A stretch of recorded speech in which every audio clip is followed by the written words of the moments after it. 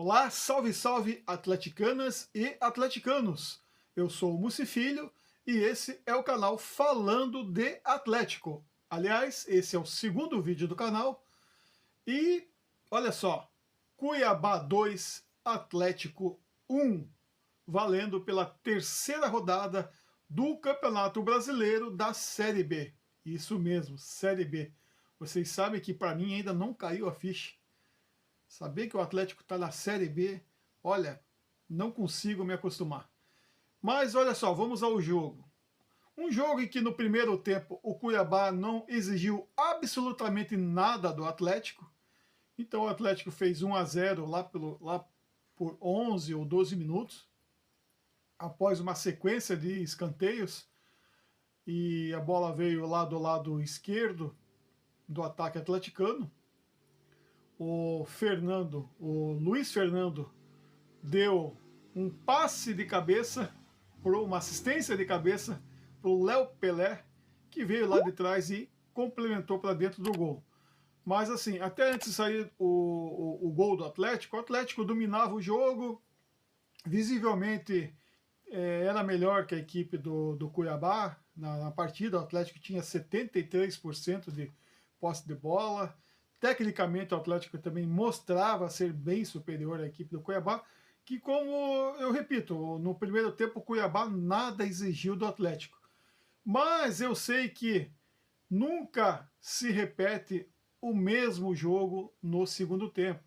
Então, se uma equipe adversária, principalmente o mandante do jogo, joga muito mal no primeiro tempo, com certeza no segundo tempo os caras vão tentar algo mais.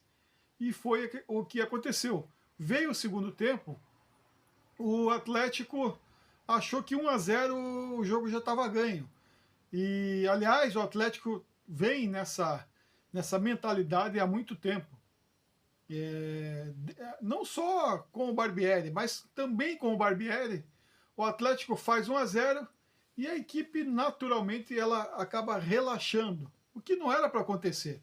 1-0 não é placar, não é garantia de nada que você vai ganhar um jogo. Principalmente tendo um primeiro tempo pela frente ainda, um segundo tempo pela frente. Então 1-0 não garante resultado nenhum. Mesmo porque o Atlético não é um time que dá uma segurança total ali para garantir um resultado. O primeiro tempo, tudo bem, o Atlético jogou à vontade, Cuiabá nada exigiu do Atlético, até o lateral Fernando, que é um lateral muito limitado, não foi ali muito exigido. Aliás, ele foi exigido uma vez ali e quase que entregou a rapadura novamente, mas assim, não comprometeu. E no meio de campo ali, tirando o Raul, que eu não sei porque até agora o Raul compõe esse meio de campo do Atlético. O Atlético hoje fez o seu 20º jogo e o Raul jogou os 20 jogos. Hoje ele era, visivelmente ele era para ser substituído e não foi.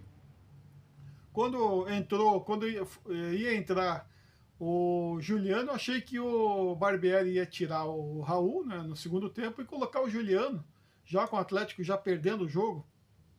Mas não, ele tira o Velasquez, então o Atlético fica manco ali no lado direito, aí vem todas as jogadas para o Filipinho, pro Isaac no lado esquerdo, no segundo tempo. Então assim, deixa eu começar o segundo tempo para vocês. O primeiro tempo foi um primeiro tempo tranquilo, que o Atlético não foi exigido, né? Mas o segundo tempo é que mostrou as deficiências do Atlético. O Cuiabá voltou para o segundo tempo mais atuante no sistema ofensivo, colocou uma pressão em cima do Atlético, e mesmo assim o Atlético não respondia na mesma moeda. O Atlético achava que dava para administrar aquela pressão e levar o jogo, aquele 1-0 até o final do jogo. E não foi o que aconteceu. O Cuiabá, depois de muito insistir, também numa bola parada de escanteio, onde todo o sistema defensivo do Atlético falhou, inclusive o seu Mikael, porque bola na pequena área, mesmo com o zagueiro disputando ali com o atacante, o goleiro também tem que participar da jogada e o Mikael ficou estático. Então todo o sistema defensivo do Atlético falhou no primeiro gol do Cuiabá, onde o Mikael ficou estático e os zagueiros também não pularam. O número 8, o jogador, não me recordo agora o nome do jogador do Cuiabá, mas o número 8 fez o gol de cabeça livre e empatou o jogo.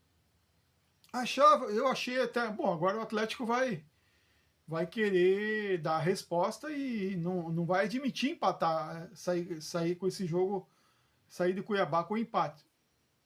Mas o Atlético, eu confesso que o Atlético tentou, né, eu vi o Atlético tentando, mas aí faltou inteligência do treinador e também faltou um pouco de qualidade do elenco.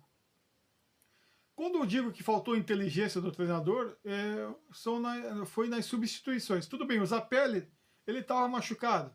Até foi coerente entrar o João Cruz no lugar do Zapelli, que estava machucado. Até aí tudo bem, sem problema algum. Mas aí ele tira também o Velasquez, né, que era um jogador que estava desafogando a equipe, o Atlético lá pelo lado direito, né? Ele colocou Isaac no lugar do Luiz Fernando, que aliás o seu Luiz Fernando também não fez nada o jogo todo, aliás, no primeiro tempo ele deu a assistência de cabeça para o Léo Pelé completar também de cabeça e fazer o 1-0 para o Atlético. Mas no segundo tempo, quando o Atlético tomou um empate, Barbieri começou a fazer as substituições, então ele colocou ali o Isaac no lugar do Luiz Fernando, que só fez uma boa jogada no primeiro tempo, que foi ali a assistência para o gol, depois ele não fez mais nada, tudo que ele tentou deu errado, inclusive ele até se machucou também, e no segundo tempo, além de entrar o Isaac, entrou o jogador Juliano, só que o Juliano entrou já quando estava 2-1, mas eu já chego lá. Quando entrou o Isaac, achava-se que, bom, agora o Atlético vai ficar com as duas pontas ofensivas ali, então o Cuiabá vai se preocupar dos dois lados. Mas não. Entrou Isaac um pouco, um pouco não, sempre muito exagerado na individualidade, ele sempre quer dar um drible a mais, ao invés de tocar bola. Ainda assim é um jogador interessante, ele criou alguma coisa ali que poderia até ter resultado em gol para o Atlético, mas o Cuiabá já fez o segundo gol com o Pedrinho, que foi o melhor jogador em campo do Cuiabá, um Pedrinho ex-Atlético, e valeu dessa vez a leis do ex prevaleceu, mas com a colaboração do Raio Palacios. Olha só o que é o futebol. Se o Raio Palacios no jogo contra o Criciúma foi, entre aspas, ali o herói de fazer o gol da vitória, nesse jogo ele entregou o gol da vitória para o Cuiabá, o gol da virada para o Cuiabá, numa entrega de bola totalmente infantil. Ele que é um lateral esquerdo, mas é ele que tem o pé esquerdo, que ele é um canhoto, e foi tentar atrasar a bola recuar a bola pro Mikael com o pé direito. Ele errou a bola e sobrou ali com o Pedrinho, que estava na jogada, e fez o gol. Aliás, o Pedrinho foi um dos poucos jogadores do Cuiabá que a gente pode dizer que apresentou qualidade nesse jogo. O centroavante do Cuiabá é também interessante, mas hoje ele praticamente não jogou.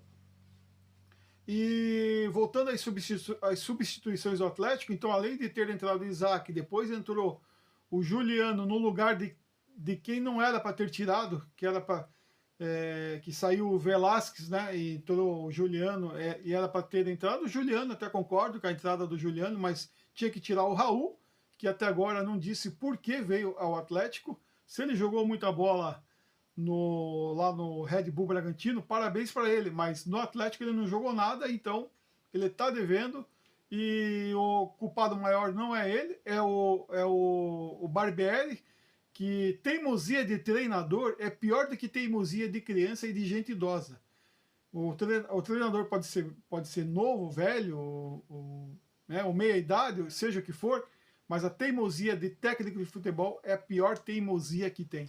E ele insiste com o Raul, insiste com o Fernando. Depois ele tirou o Fernando para entrar o Lucas Esquivel, que começa a entrar aí durante as partidas, né? Começou a entrar nessa primeira partida no lugar do Fernando, que é uma substituição, vai ser natural. O Lucas Esquivel, mesmo não sendo um grande jogador, que eu nunca vi esse cara jogar tanto assim como o pessoal fala, pelo menos no Atlético eu não vi isso, mas para ser melhor que o Fernando não precisa muito, então naturalmente o Lucas Esquivel volta à titularidade aí, e o Fernando vai tomar um chá de banco aí, com certeza, a não ser que a teimosia do treinador prevaleça, e muitas vezes prevalece, esse é o problema.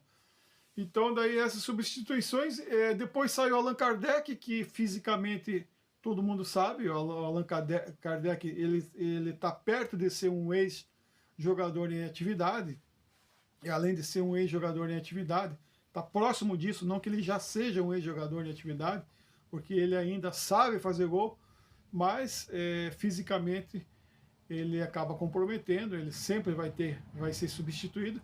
Entrou o Renan Peixoto, que não tocou na bola, porque a bola não chegou para ele, justamente porque o Barbieri errou na substituição em tirar o Velasquez, ao invés de tirar o Raul, que o Raul, a única função dele é tocar a bola para trás e para o lado, para a lateral, ou seja, ele não constrói alguma coisa que vá resultar num lance ofensivo para a equipe chegar próxima do gol. O Raul não consegue fazer isso.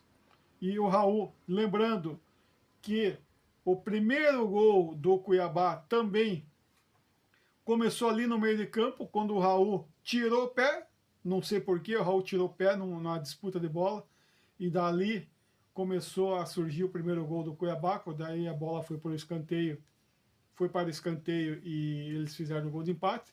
Então assim, o Atlético, essa Série B, hoje eu achei que pelo primeiro tempo o Atlético iria vir lá de Cuiabá com a vitória e continuar com 100% de aproveitamento, mesmo sem jogar muito bem, mas o adversário do primeiro tempo, que o futebol que o Cuiabá apresentou no primeiro tempo foi um futebol pífio, que o Atlético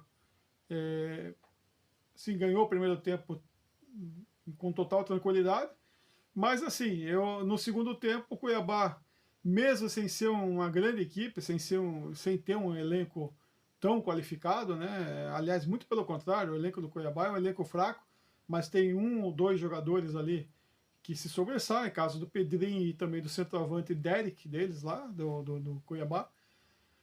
O Atlético conseguiu perder para essa equipe por erros do seu treinador, por erro individual do jogador ali do Palácios, né? Que, como no vídeo anterior falei, que o Palácios também é um lateral fraquinho, né?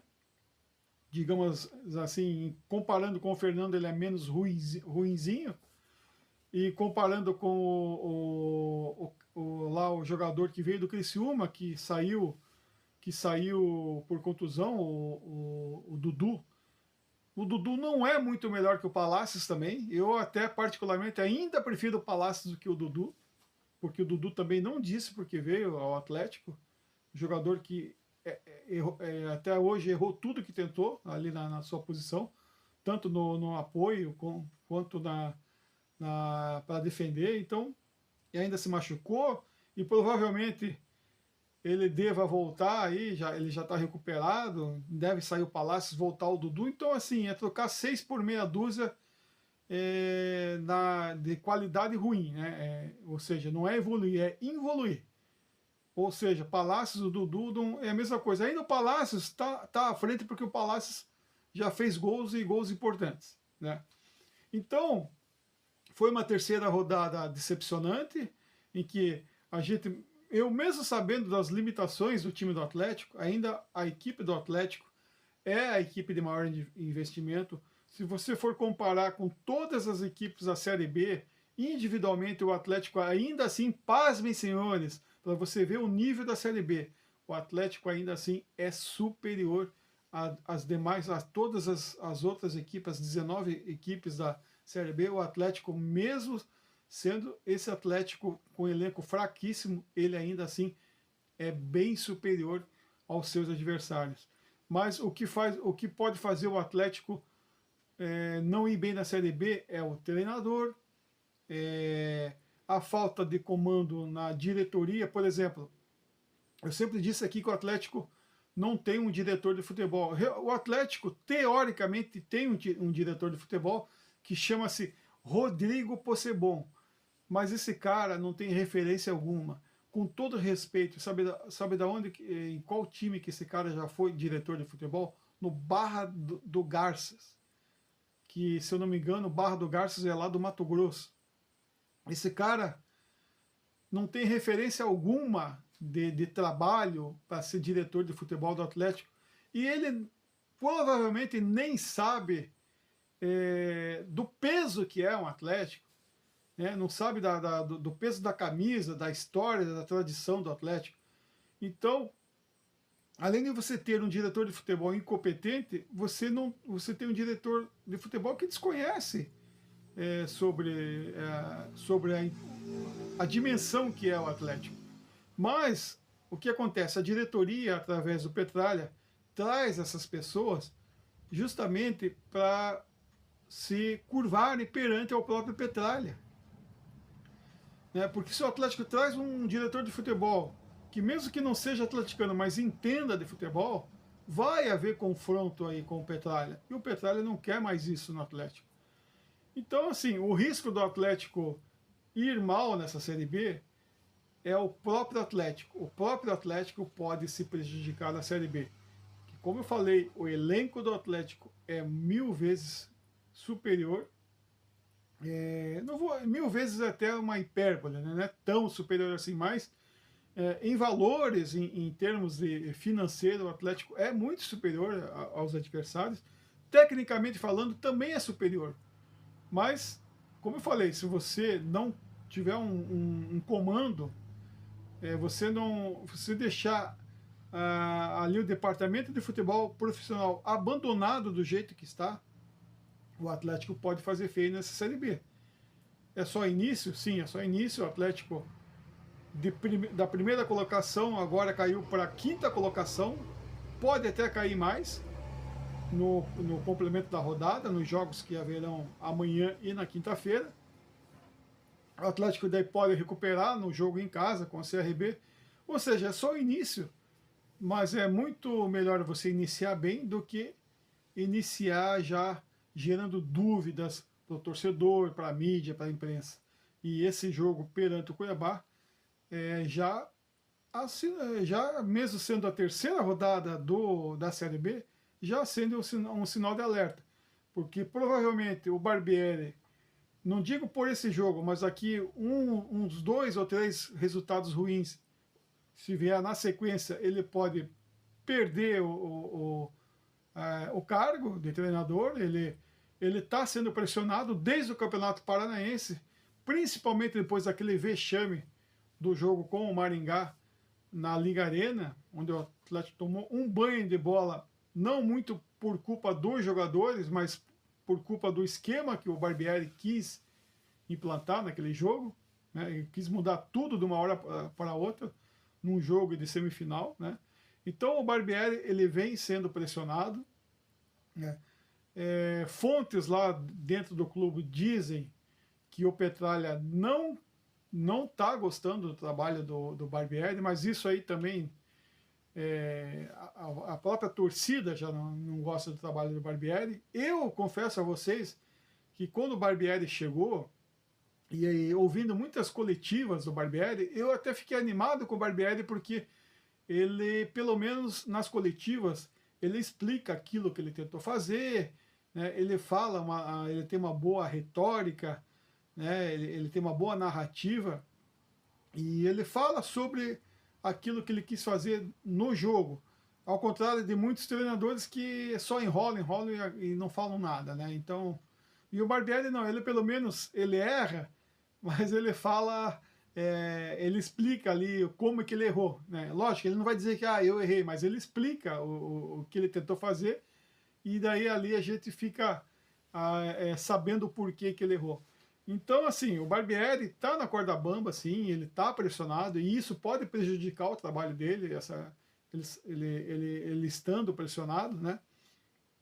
E daí pode o Atlético ter que trocar o pneu com o carro andando, vindo um próximo treinador.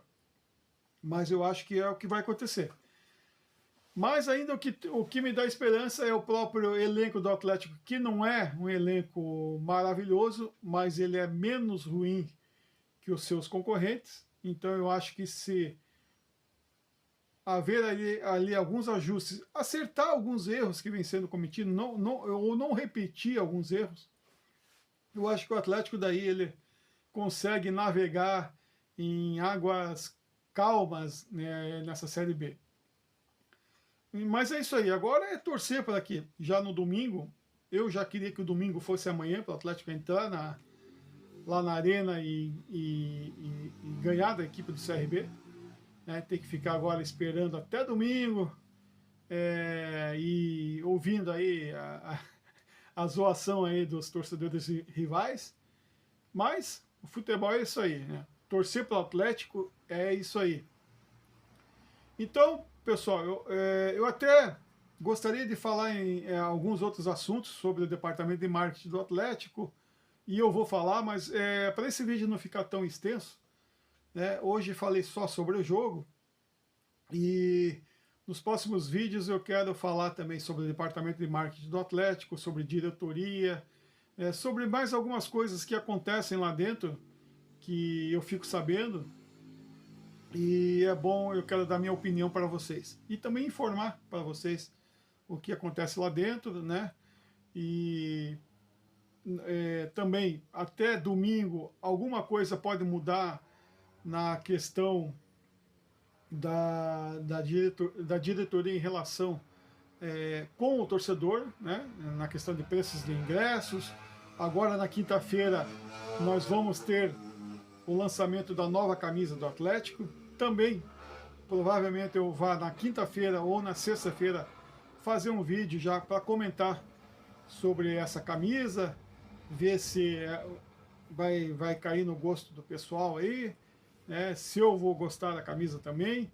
E eu estou sabendo que essa camisa que vai ser apresentada na quinta-feira vai ser uma camisa, vai ser a camisa número 1, e posteriormente vem a camisa número 2 e a número 3, né? Não vai ser lançada as 3 camisas de uma vez só.